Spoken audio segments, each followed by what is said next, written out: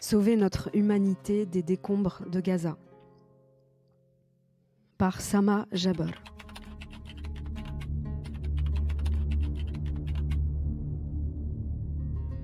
Mesdames et messieurs, chaque matin, nous nous réveillons et une nouvelle image atroce nous parvient de Gaza.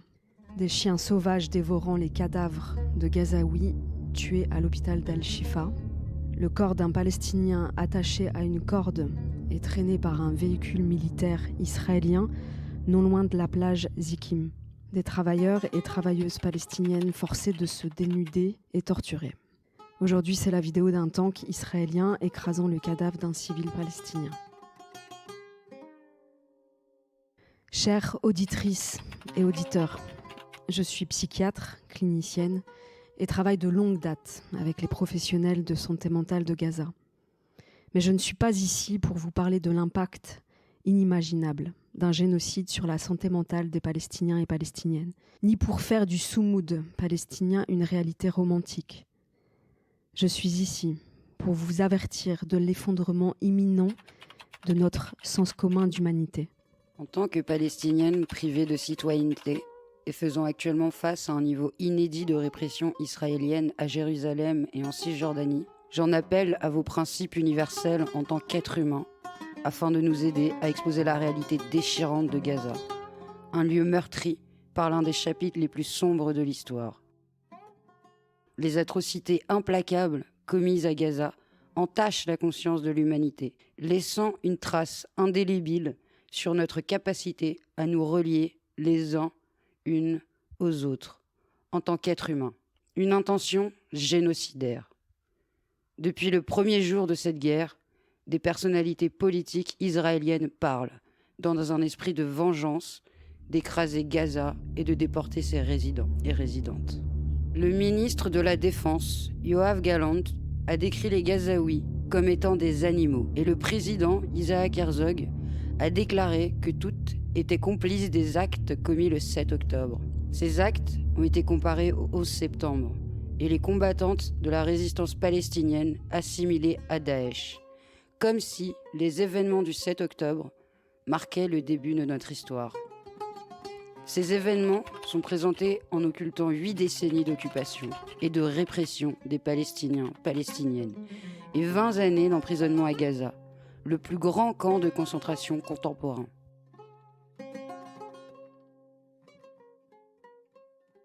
Le ministre israélien du patrimoine a d'ores et déjà estimé que le largage d'une bombe nucléaire sur Gaza était une option. Des mensonges sans fondement relatant la décapitation de bébés israéliens et des viols massifs sont inventés pour monter le monde contre Gaza et légitimer le massacre des civils. Chère audience, les bombardements aériens israéliens n'ont pas cessé au cours de ces 37 jours de guerre. Les pertes gazaouis de ce seul mois dépassent le nombre total de pertes ukrainiennes depuis le début de la guerre en Ukraine. Les femmes et les enfants représentent 70% des victimes palestiniennes. Prenez le temps d'assimiler ces informations. Il ne s'agit pas d'une simple statistique, mais de la preuve glaçante d'une intention de cibler les plus vulnérables. Les personnels médicaux, les journalistes et les forces de défense civile sont également ciblés. Nous observons des personnes tentant de porter secours à main nue à des membres de leur famille, coincés sous les décombres. Entendons parler de médecins opérant sans anesthésie et de bébés prématurés mourant en raison de l'oxygène coupé dans les hôpitaux. Mais de nombreux et nombreuses Gazaouis utilisent leur téléphone pour communiquer leur souffrance au monde. Nous ne pourrons pas prétendre que nous ne savions pas. Depuis un mois, la diffusion et la couverture en direct de ces massacres forcent le monde à être témoin de cette horreur, ne laissant place à aucune ambiguïté quant à l'identité des responsables. Ces massacres bouleversent d'autant plus notre conscience morale qu'ils sont commis avec le soutien indéfectible des principaux régimes occidentaux, les États-Unis, le Royaume-Uni, la France, l'Allemagne et l'Italie. Le mépris caractérisé pour les vies palestiniennes exprimées par leurs instances politiques et militaires, ainsi que par les médias occidentaux traditionnels, entre en contradiction avec les valeurs que ces nations prétendent défendre. Ce mépris révèle en revanche le racisme sous-jacent et la mentalité coloniale de ces régimes occidentaux. Le tristement célèbre siège de Sarajevo offre une comparaison saisissante.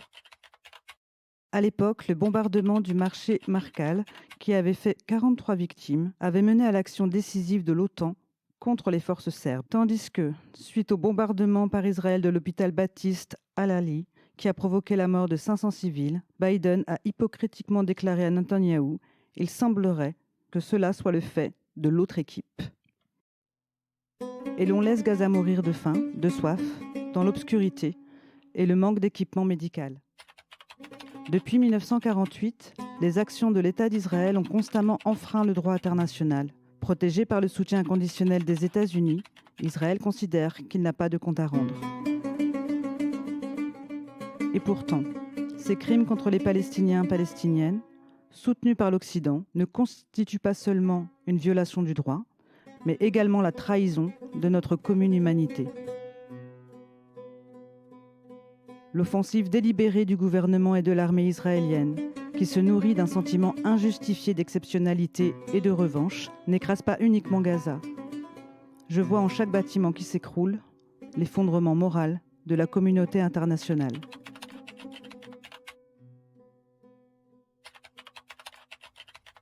Chers camarades, telle que nous la connaissons, Gaza, blessée, souffrante, en larmes et se sentant trahie, Gaza se relèvera un jour des décombres et nous regardera dans les yeux.